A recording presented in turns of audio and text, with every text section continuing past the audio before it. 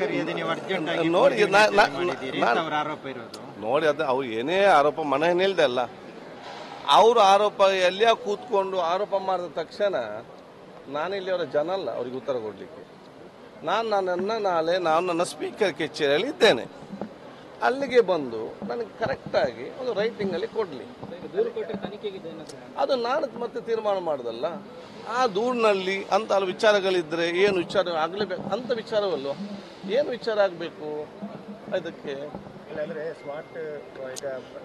ನಾನು ಹೇಳ್ತೇನಲ್ಲ. ಅದು ನೋಡಿ ಒಂದು ವಿಷಯ ಅದರ ಹಿಂದೆ ಗೊತ್ತಿಲ್ಲ, ಅದರ ಮುಂದೆ ಗೊತ್ತಿಲ್ಲ, ಏನಂದು ಹೇಳ್ತಾರೆ ಅಂತ ಹೇಳಿ ನಾನು ಇಲ್ಲಿ ಕೂತು ಮಾತಾಡ್ಲಿಕ್ಕೆ ಆಗ್ತದ? ಹೇಳ್ಬೇಕೆ ನಾನು ಕೂಡ ಬಹಳಷ್ಟು ಹೇಳಲಿಕ್ಕಿದೆ, ಅದು ನನಗೆ ಹೇಳಲಿಕ್ಕೆ ಆಗ್ತದ? ರಾಜಕೀಯವಾಗಿ ನಾನು ಕೂಡ ಒಬ್ಬ ರಾಜಕೀಯ ಪಕ್ಷದ ಒಂದು ವತಿಯಿಂದ ನಿಂತು ಮಾತಾಡ್ಬೇಕು ಏನು ಕೂಡ ನನಗೆ ಮಾತಾಡ್ಬೋದು.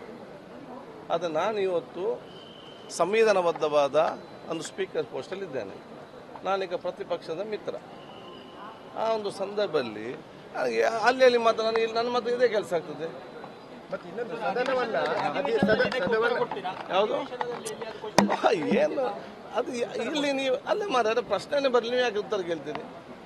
ಈಗ ಸದನವನ್ನು ಮಸಾಜ್ ಪಾರ್ಲರ್ ಮಾಡಲಿಕ್ಕೆ ಹೋಗಿದ್ದಾರೆ ಹೌದದ ಅವ್ರ ಹತ್ರ ಕೇಳಿ, ನನ್ನ ಹತ್ರ ಕೇಳಿದ್ರೆ ಆಗ್ತದ? ನಾನೇನು ಮಾಡಲಿ?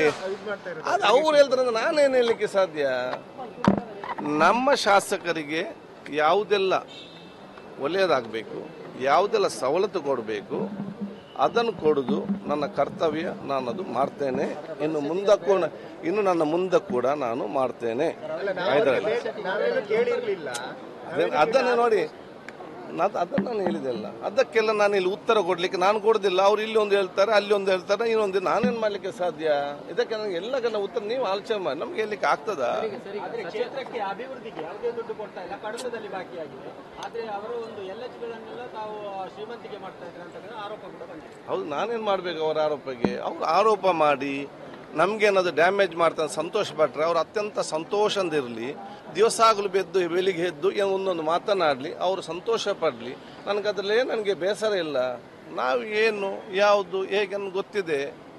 ಅದಕ್ಕೆ ಇಂಥ ಆರೋಪಕ್ಕೆ ನನಗೆ ಫಸ್ಟ್ ಇದರಲ್ಲಿ ನನ್ನ ರಾಜ್ಯಕ್ಕೆ ಉದ್ದಕ್ಕೆಲ್ಲಗಲೂ ಕೂಡ ನಾನು ಶಾಸಕನ ಮೊದಲಿಂದಲೂ ಕೂಡ ಇಂಥ ಆರೋಪ ಕೇಳಿ ಬಂದು ನಾನು ಇಲ್ಲಿ ತನಕ ಬಂದು ಮುಟ್ಟಿದ್ದೇನೆ.